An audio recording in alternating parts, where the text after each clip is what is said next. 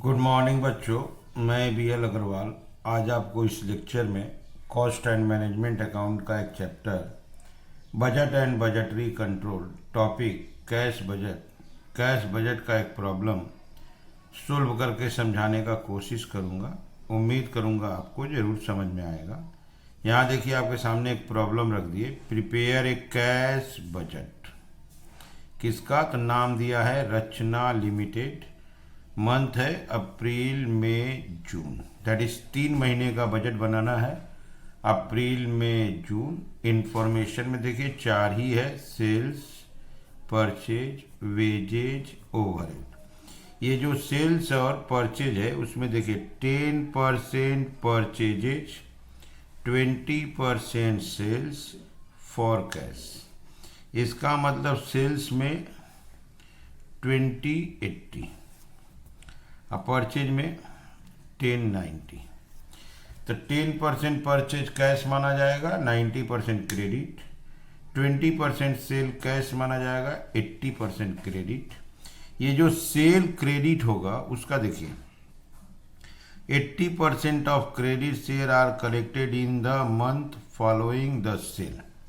जिस मंथ में सेल होगा उसके आफ्टर 1 महीना बाद 80% पैसा मिल जाएगा। और जो 20% बचा, द बैलेंस मीन्स 20%, वो उसके 1 महीना बाद, मतलब यहाँ केस हुआ आफ्टर 1 मंथ, आफ्टर 2 मंथ। जो भी सेल हुआ है 80% पैसा 1 मंथ आफ्टर मिलेगा और 20% पैसा उसके 1 महीना बाद, दैट इज 2 मंथ आफ्टर। यहाँ देखिए क्रेडिट परचेज जो हुआ था 1 महीना बाद पैसा दे देंगे। जो भी परचेज क्रेडिट किए हैं जस्ट नेक्स्ट मंथ में उसका पेमेंट कर देंगे। Wages are paid half monthly. Wages माने आधा इस महीने का आप दे देंगे और आधा अगले महीने देंगे, माने हाफ हाफ बोलते हैं उसको। तो वेजेज जैसे देखिए आप अप्रैल है, यहाँ से हाफ और प्लस यहाँ से हाफ। ओके, ये हाफ हाफ 2 जगह से करके दे देंगे। जैसे मई है तो मई में हाफ प्लस अप्रैल का हाफ। ओके, जैसे आपका जून है तो जून में हाफ और प्लस इसका हाफ। तो इसको बोलते हैं हाफ हाफ। जिस मंथ का वेजेस देना है उस मंथ का हाफ, उसके ऊपर से हाफ। यहाँ देखिए डिप्रिसिएशन 700 रुपया per month. Depreciation non cash item है, ठीक है, इसका कैश बजट में कोई काम नहीं है। 700 रुपया ये इंक्लूडेड इन ओवरहेड। ये जो ओवरहेड है, जिस भी मंथ का ओवरहेड है उसमें से 700 रुपया डिप्रिसिएशन का हमको एक्सक्लूड कर देना होगा। अच्छा, यहाँ ये नहीं बताया है कि ओवरहेड का पेमेंट कैसे करना है, तो उसको सेम मंथ पेमेंट कर देंगे। अप्रैल का, मई का, जून का, जिस मंथ का है उस मंथ में पेमेंट कर देंगे और 700 रुपये डिप्रिसिएशन का उससे माइनस करते रहेंगे। यहाँ कैश बैलेंस देखिए, कैश एंड बैंक बैलेंस 1 अप्रैल के दिन 21,000 था। Opening cash and bank balance 21,000 है। A company wants to keep it at the end of every month below this figure. Company चाहता है कि उसका कैश बैलेंस 21,000 हो या 21,000 से थोड़ा कम होगा तो भी चलेगा, इसको मेंटेन करना है। एक्सेस जो पैसा आता है उसको फिक्स डिपॉजिट में डाल देना है। अगर कैश बैलेंस हम लोग का 21,000 से ज़्यादा होता है तो एक्सेस मनी को फिक्स डिपॉजिट में डालना है, और इस बात का ध्यान करना है कि वो 1000 करके होगा। मतलब फिक्स डिपॉजिट आपका मल्टीपल ऑफ 1000, 1000 हो सकता है, 2000, 5000, 10,000, 15,000, 20,000, जब भी होगा तो थाउजेंड्स में होगा, कोई फ्रैक्शन अलाउ नहीं है। तो ये हो गया आपको कैश बजट का प्रॉब्लम, जिसमें cash sale, collection from debtor, cash purchase, payment to creditor, wages, overhead excluding depreciation और कैश बैलेंस मेंटेन करना है। ठीक है, चलिए इसको सोल्व करके देखते हैं। ये रख दिया आपके सामने format messrs Rachna limited statement of cash budget particular 3 महीना रखना है, अप्रैल मई जून। पहला चीज ले आते हैं ओपनिंग कैश बैलेंस। अप्रैल का ओपनिंग कैश बैलेंस 21,000 था। ऐड रिसिप्ट्स में ले आते हैं कैश सेल। 20% सेल कैश था, तो अप्रैल का सेल है आपका 1,26,000। 1,26,000 का 20% दैट इज 25,200। उसके बाद है 1,19,000 का 20% 23,800। उसके बाद है 1,12,000 का 20% 22,400। इसमें आएगा कलेक्शन फ्रॉम डेटर। ओके, थोड़ा इसको आप एक बार देख लो। यहाँ देखिए ये रहा सेल्स का कॉलम, ठीक है। यहाँ लिखा था 20% सेल आर कैश। ये देखिए अप्रैल में 1,26, 20% 25,200। मई में 1,19 20% 23,800। यहाँ पे आपका 20% 22,400। 80% सेल क्रेडिट है। अब क्रेडिट सेल का देखिए 80% पैसा 1 महीना बाद मिलेगा। अब बैलेंस 20% उसके 1 महीना बाद दैट इज 2 महीना बाद। तो हमको कलेक्शन फ्रॉम डेटर का वर्किंग करना होगा, ठीक है। ये वर्किंग आपको दिखा देते हैं। Collection from debtor, okay. Month है आपका जनवरी, उसके बाद है फरवरी, मार्च, अप्रैल, मई, जून, ठीक। सबसे पहले क्रेडिट सेल, जो सेल था उसका 20% सेल कैश था। अगर 20% सेल कैश होता है तो आपका 80% सेल क्रेडिट होगा। तो फर्स्ट मंथ में आएगा आपका 89,600, सेकेंड मंथ में भी 89,600, ओके।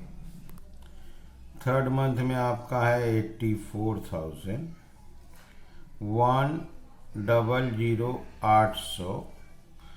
मई महीना का सेल था 119 का 80% 95,200 और लास्ट वाले का है आपका 89,600। तो जितना भी सेल था उसका 80% लिख दिए, वो हो गया क्रेडिट सेल। 80% आफ्टर 1 मंथ, एक डैश। ये जो 89,600 का 80% 71,680, इसका 80% 71,680। 84,000 का 80% 67,200। 1,00,800 का 80% 80,640।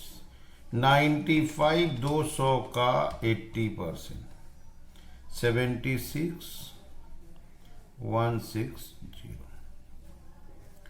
20% जो बच गया उसके 1 महीना बाद that is after 2 month 2 dash. ये जो 89,600 है इसका 20% 17,920। इसका भी आएगा 17,920। इसका 20% 16,800। इसका 20% 20,160। चेक कर देते हैं 1,00,800 का 20%, ओके। अब हम लोग जोड़ने वक्त प्लस करते वक्त उसी को प्लस करेंगे जिसका हम लोग कैश बजट प्रिपेयर कर रहे हैं, दैट इज अप्रैल मई जून। इसको अगर प्लस करते हैं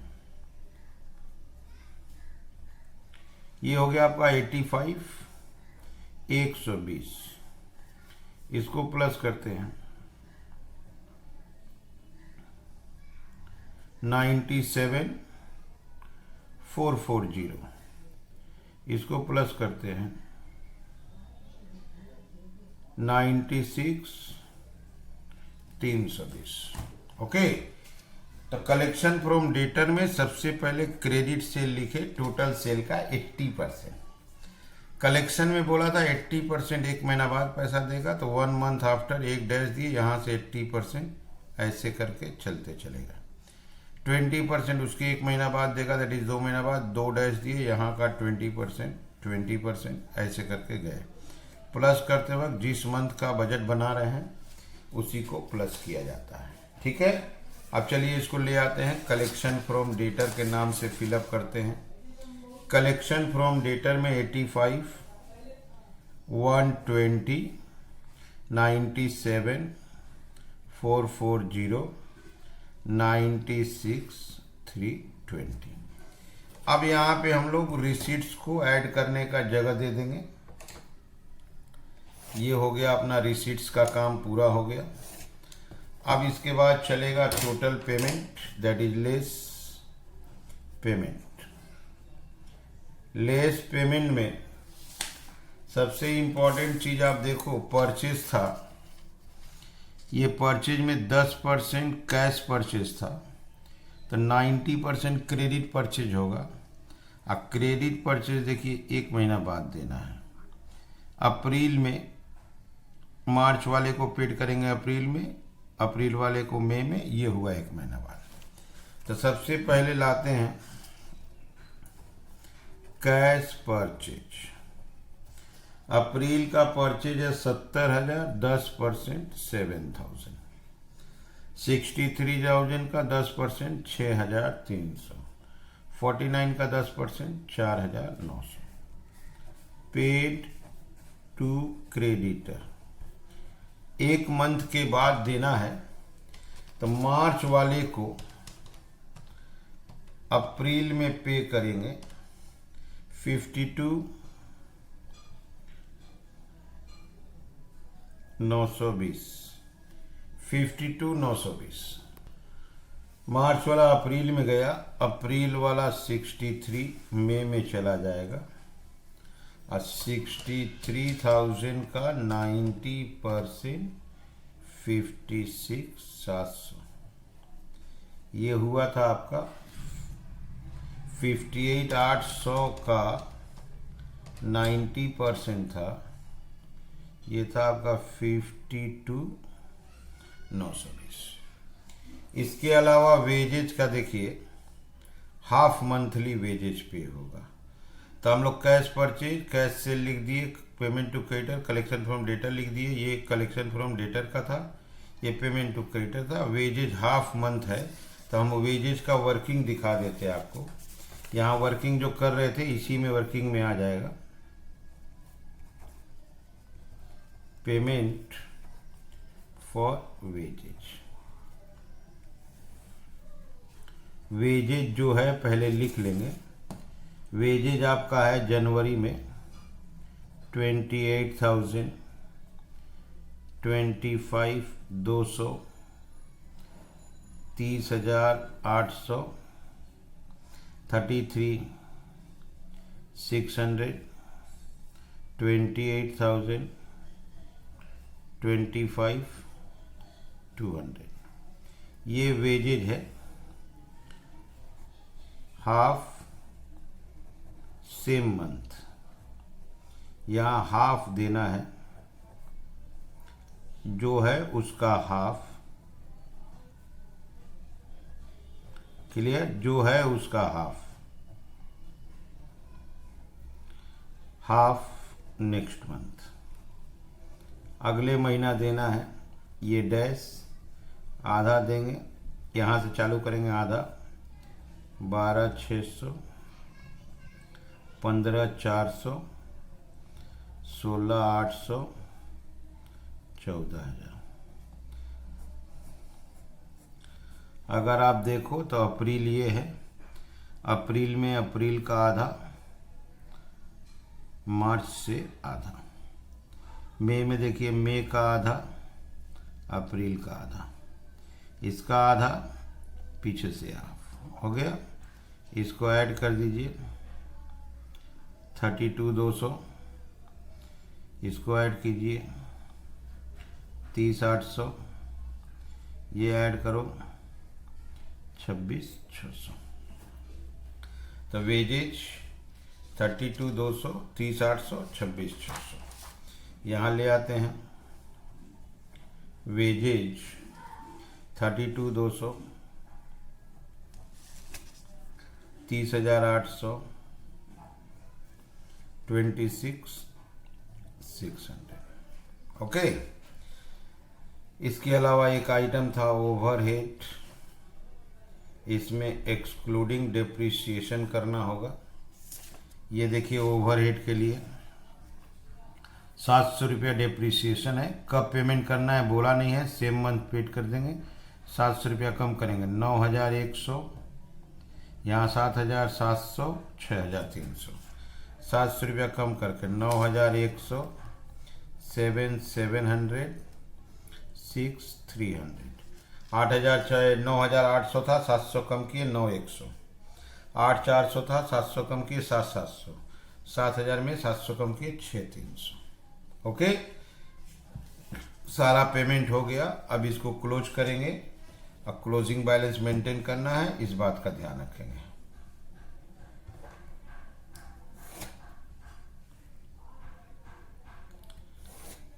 ठीक है, अब इस कॉलम का हिसाब करते हैं, फिर आपको समझ में आएगा। ये देखिए सबसे पहले 21,000 है, 25,200 है, 85,120 है। इसका टोटल हुआ 131,320। अब पेमेंट में आते हैं। 7,000 है, 52,920 है, 32,200 है, 9,100 है, 101,220। क्लोजिंग कैश बैलेंस बिफोर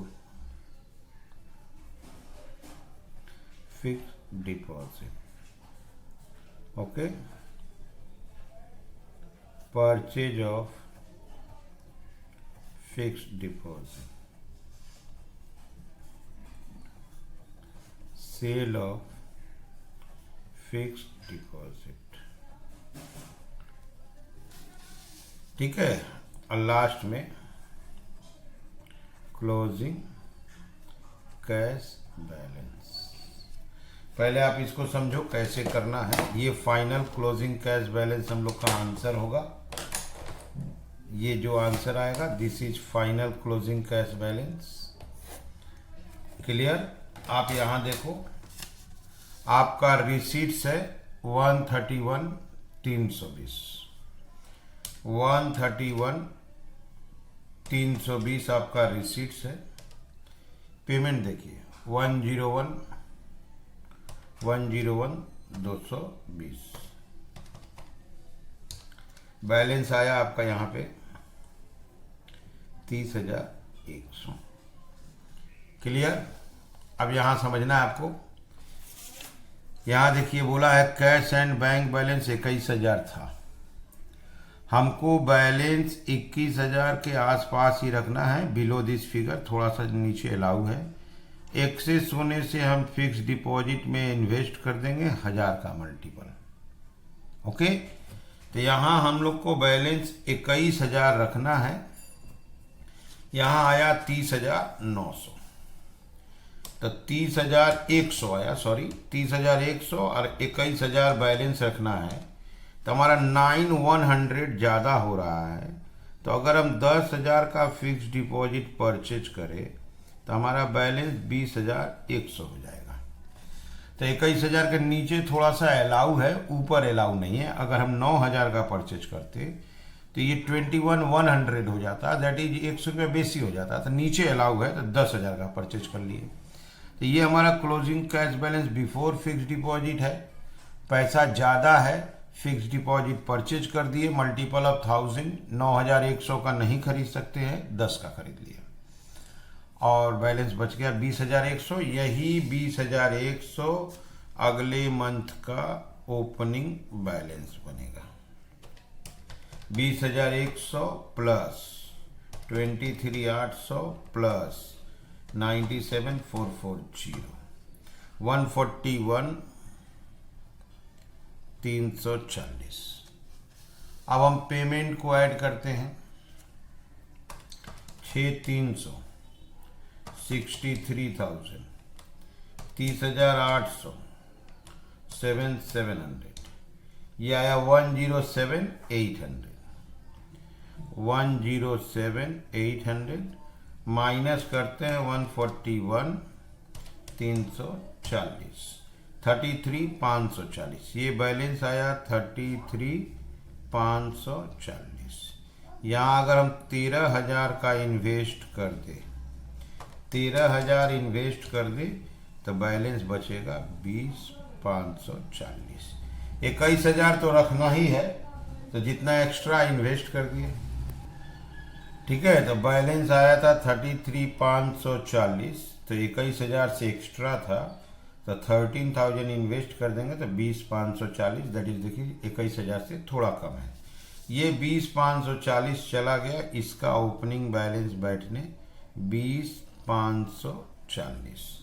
ये 20,540 प्लस 22,400 प्लस 96,320, 139,260। 139,260 इस रिसीट्स का टोटल हुआ।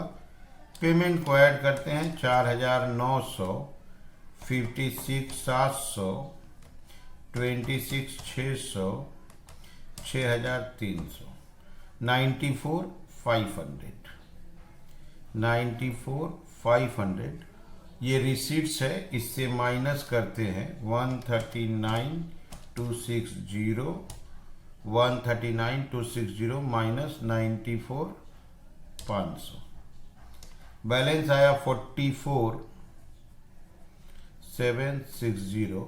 21,000 ही रखना है, 21,000 रखेंगे हम। 24,000 इन्वेस्ट कर देते हैं। 24,000 इन्वेस्ट करने के बाद बैलेंस बच जाएगा आपका 20,760। 24,000 इन्वेस्ट कर दिए, बैलेंस बच गया 20,760। तो सबसे पहले balance before fix deposit calculate करना होगा। जो एक्सेस है परचेज कर लेंगे तो बैलेंस 21,000 या 21,000 से नीचे आ जाएगा। अगर बैलेंस कम पड़ता तो इन्वेस्ट फिक्स डिपॉजिट को सेल करके पैसा मेकअप करते।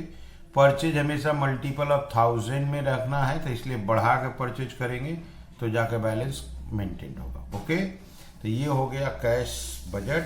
सबसे पहले opening cash balance, cash sale collection add, cash purchase, payment to creditor, wages और एक्सपेंस। ठीक है, छोटा सा एक सम था। क्लोजिंग कैश बैलेंस मेंटेन करने के लिए बोला था, मेंटेन कर दिए। उम्मीद करेंगे आपको जरूर समझ में आया होगा।